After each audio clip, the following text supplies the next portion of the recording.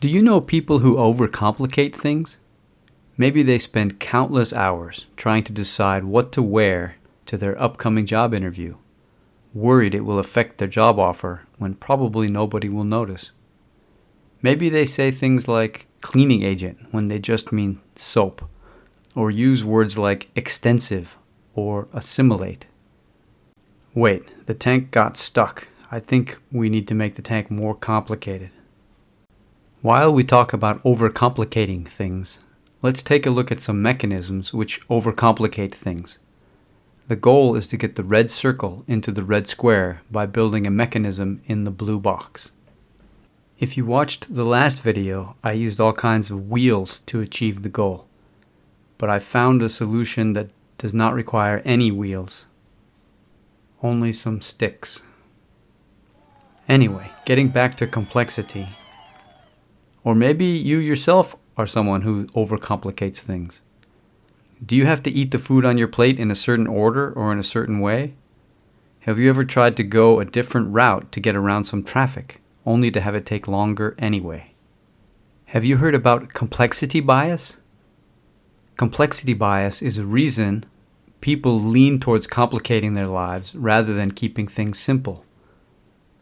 Complexity bias says when we are faced with too much information, or if there is any uncertainty, we naturally focus on the complexity of the issue rather than look for simple facts.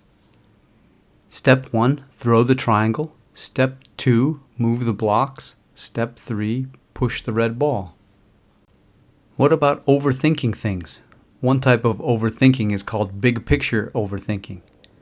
Being concerned with the big things in life all the time. Asking questions like, who am I? What is my purpose? Am I in the right relationship? Sometimes thinking about the big picture and questioning the nature of your reality is better than never thinking about it. However, if this thinking becomes uncontrollable or in excess, maybe it is no longer productive and helpful, and just results in feeling, for example, confused, overwhelmed, or worse, panicked or depressed. There is no way that these two stick rectangles are going to launch the red ball. One more concern with complexity is about the complexity of choices. Not wanting to make a choice or indecisiveness can result. Do you get stuck or postpone simple decisions like where to eat or what to wear?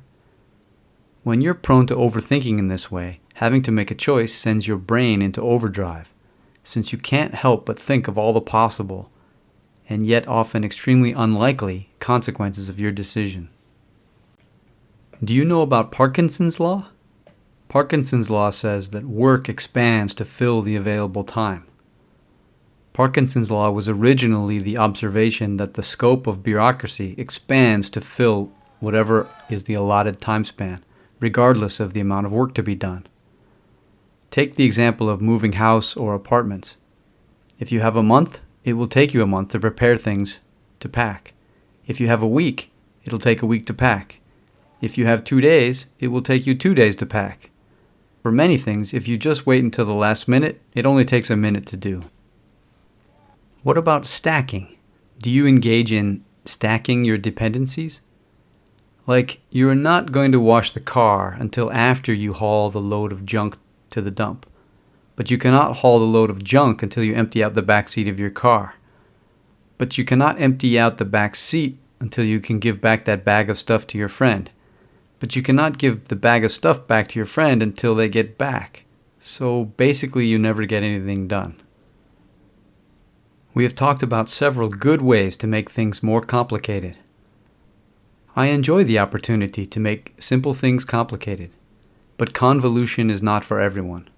Some people prefer simplicity, so don't let complexity bias get you down. Here is a simple mechanism to end on, and I hope you enjoyed watching.